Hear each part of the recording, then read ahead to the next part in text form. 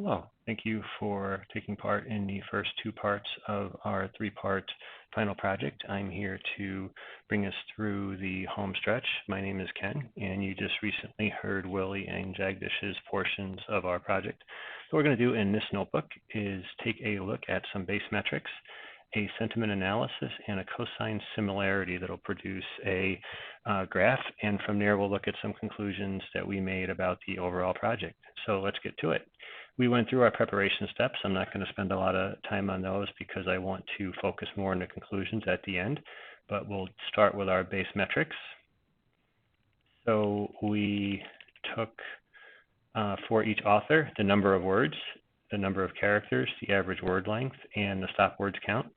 And you can see a head view right here and a tail view here. So of interest, if we take a look at the conclusions, is the range in the number of words was from 676 up to as many as 4,081, which definitely indicates a significant delta in the participation rate for discussions across the class. And then it's interesting to note, though, that the average word length stays very consistent throughout, with the tail participants being in the 5 range, and you can see a few people dropping into the 4s, one person, me, falling into the 4s. I'm not as smart as everybody else, I guess, don't use as bigger words, and others getting close to the 6. But overall, a pretty tight ratio there. With that, I'm going to jump down to the sentiment analysis. So why even do a sentiment analysis? Actually, for this project, it probably doesn't make much sense. There's not a lot of emotion or political motivation behind the discussion topics we were given, but we felt like it'd be good practice to potentially use in a future project. So using the sentiment calculation, it produced both a polarity and a subjectivity, and the nature of the polarity values and the nature of the subjectivity values, with the values of 0.38 to 0.49 and then -1 to 1, you can see that overall our sentiment stays very much in a neutral range, but does veer towards positive with the one calculation going up to 0.5. For cosine similarity, this actually produced a very nice view of our class.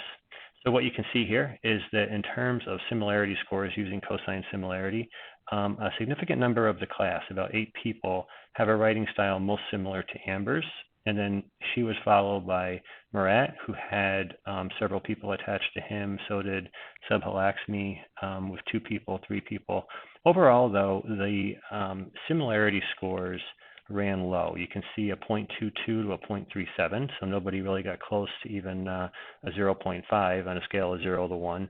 And this generally makes sense because you wouldn't expect that the discussion topics would be, very similar in nature, as we all pick different topics to respond to each discussion.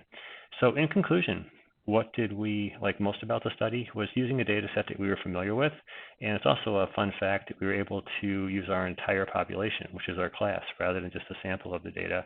Our summary conclusions: everyone worked individually on the discussion topics. Participation rates varied widely, as shown through the word counts I showed previously. And similar to point number 1, but from a team's perspective, there's no evidence that the teams were working together to complete the discussions, which overall is what you would logically expect from the nature of the way discussions were used in our class, right? It was not the highest thing in terms of grade weights, and it was also, in a lot of cases, easier just to work independently since we're all geographically dispersed. I do want to point out in closing, though, that potentially a much different result could occur if we had a different data set. Like, let's say, for example, a college history class that relied on a series of challenging take-home essays. In a case like that, you might see a very high amount of collaboration, and hence a potential use for our work on this project in a real-life setting could be to validate authenticity and independent thought in classes where the motivation to collaborate in a negative manner exists. Wrapping up with the credits you see here, without these links, I could not have accomplished this notebook, and I'm deeply in debt to these 4 things noted, especially Stack Overflow. I just love that site so much. It's helped me through so many things. With that, I wrap up our final project, and thank you for listening.